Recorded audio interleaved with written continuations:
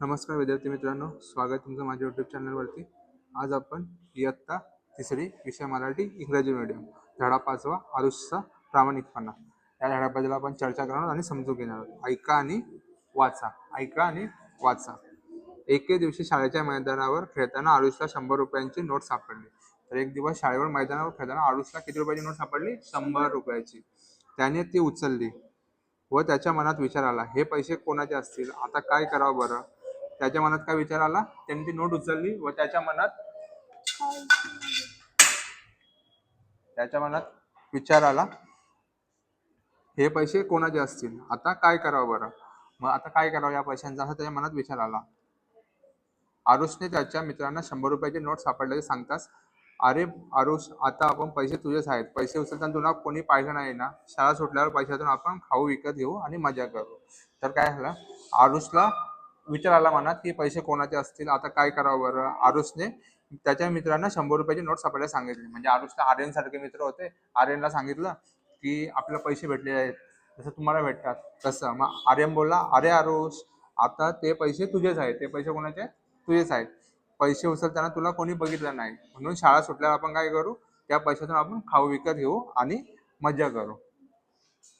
सापडलेली वस्तू ज्याची आहे त्याला परत करायची असते, असे आई वडिलांनी वेळोवेळी सांगितले। त्याला आठवले, तर त्याच्या आई वडिलांनी काय सांगितले की तुम्हाला एखादी वस्तू हरवलेली सापडली तर जी ज्याची आहे त्याला परत करायची, असं आई वडिलांनी त्याला वेळोवेळी सांगितलं होतं। हे त्याला आठवलं। आरुष मित्रांना म्हणाला, नाही रे, पैसे कोणाचे तरी आहेत, ते पैसे कोणाचे तरी आहेत, ते हरवल्यामुळे त्यांना काळजी वाटत असेल। आता ते पैसे ज्याचे आहेत हरवले त्याला काळजी वाटत असेल। आपण इतरांना दुःखी करून आनंद मिळू नये, आपण स्वतः खुश राहून दुसऱ्याला दुःख द्यायचं नाही। आपण हे पैसे शाळेत बाईंकडे नेऊन देऊ, आपण हे पैसे काय करू, शाळेत बाईंकडे नेऊन देऊ। म्हणून आरुषने बाईंकडे नोट नेऊन दिली। काय दिली? ती नोट बाईंकडे नेऊन दिली। आता ही शाळा आहे। मग दुसऱ्या दिवशी परिपाठाच्या वेळी बाईने आरुषच्या प्रामाणिकपणाबद्दल त्याचे कौतुक केलं। काय केलं? त्याचं कौतुक केलं। त्याला एक सुंदर गोष्टींचे पुस्तक भेट दिलं। सर्वांनी टाळ्या वाजवल्या। मग बाईने काय केलं? आरुषच्या प्रामाणिकपणाबद्दल सर्वांसमोर त्याचं कौतुक केलं व त्याला सुंदर गोष्टीचं पुस्तक भेट म्हणून दिलं। काय दिलं? गोष्टीचं पुस्तक भेट म्हणून दिलं आणि सर्वांनी टाळ्या वाजवल्या। हे बघा, हे चित्र दिसतंय तुम्हाला? असं तुमचं पण अभिनंदन झालं पाहिजे। म्हणून जी गोष्ट कोणाची हरवली असेल ती स्वतःकडे न ठेवता आपल्या घरात कोणी मोठा असेल किंवा शाळेमध्ये शिक्षक असतील त्यांना परत करायचे। आता नवीन शब्द शिकूया। परिपाठ म्हणजे शाळेतील सुरुवातीच्या मूल्य शिक्षणाचा तास। आपल्या शाळेमध्ये जशी प्रार्थना होते तसा परिपाठ होतो प्रत्येक शाळेमध्ये, त्याला बोलतात मूल्य शिक्षणाचा तास। कौतुक म्हणजे शाबासकी। आता पुढे पाहूया। एका वाक्यात उत्तर लिहा। प्रश्न पहिला, आरुषला मैदानावर सापडलेली नोट किती रुपयांची होती?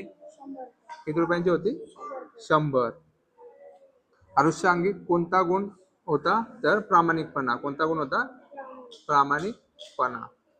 आरुषला सापडलेली नोट कोणाकडे दिली? तर बाईंकडे दिली। कोणाकडे दिली?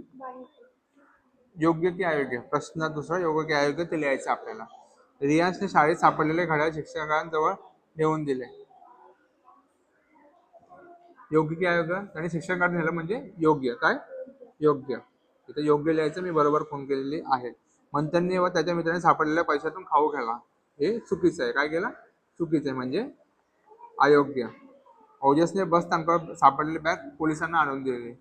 काय आहे? योग्य। काय आहे? योग्य। आता विचार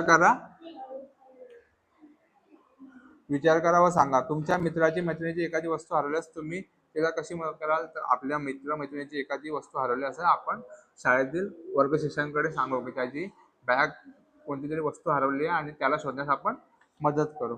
तुम्हाला आवडलेल्या कथेतील पात्रे, घटना याविषयी माहिती दिली। आता ह्या कथेतील आवडलेला पात्र कोण आहे? आरुष। आरुषला त्याला 100 रुपयाची नोट भेटली। ती नोट त्यांनी शिक्षकांकडे, स्वतःकडे नव्हता, शिक्षकांकडे परत दिली। आता प्रश्न 1, विरुद्धार्थी शब्दांच्या जोड्या लावा। प्रामाणिक, अप्रामाणिक, प्रामाणिक, अप्रामाणिक।